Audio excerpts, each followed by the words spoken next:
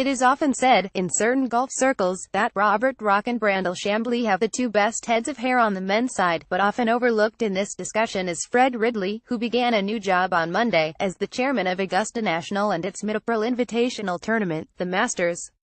Fred turned 65 in August, but you'd never guess it. He reads young, maybe that's why my instinct is to call him Fred. I don't see people naturally using Mr. Chairman, as some reporters, club guests and members did with Ridley's predecessor, William Porter Billy Payne. Fred went to the public high school in rural Winter Haven, FLA, played some golf at the University of Florida, got a law degree from Stetson, also in Florida, at 25. Nobody was expecting Ridley to beat Keith Fergus, a University of Houston star, in the final of the 1975 U.S. Amateur, but he did. That made all the difference. It paved the way for him to play in the Masters 3 times, to meet Cliff Roberts, to get a foothold in the USGA. He became its president in 2004. I used to have a boss who would ask, is this guy of golf? This guy is golf. The easy move is to say that Payne, as chairman of the club and tournament, was a businessman, a business visionary, really, and that Ridley will focus on the golf course and the competition. He will, but he'll do more than that. There are so many large-scale projects that Payne began that will continue on Ridley's leadership, with the considerable help of the paid professionals Payne brought in as the club was thoroughly modernized. Billy Payne and Fred Ridley look over the 18th green during a practice round prior to the start of the 2016 Masters. Ridley takes over for Payne as the club's 7th chairman. Getty Images. Could the day be coming when there's a hotel for players across Washington Road from the club's entrance, with a tunnel to the practice range? Of course there could be. It's Augusta National. If you had all the taste, ambition and vision that Payne had, and vast sums of money, you could have created Berkman's Place, rerouted Berkman's Road and built that terror-like press building, too. Ridley has a laundry list, some of it known, much of it not. This will sound weird, but if the club and the tournament have a problem, it's that it is almost too perfect, or trending that way, anyhow.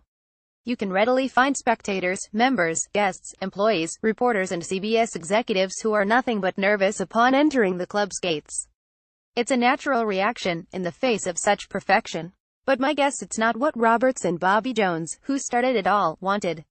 As the designer Reese Jones likes to say, scruffiness is a traditional golfing value. It is at Bandon Dunes and St. Andrews and the National Golf Links. Augusta National is not going to go brown here, and it shouldn't. The club and the tournament are all about spring. What we're talking about here is a mindset.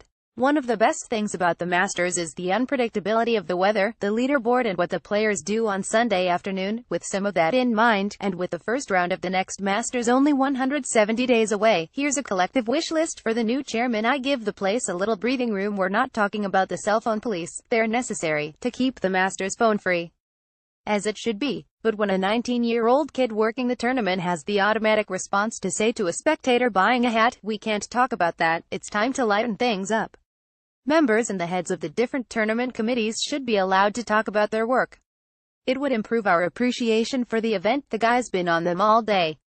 Let him sit down with Jim Nantz for a solid 10 minutes and dissect key shots, reflect on his thought process and conversations, what the win means.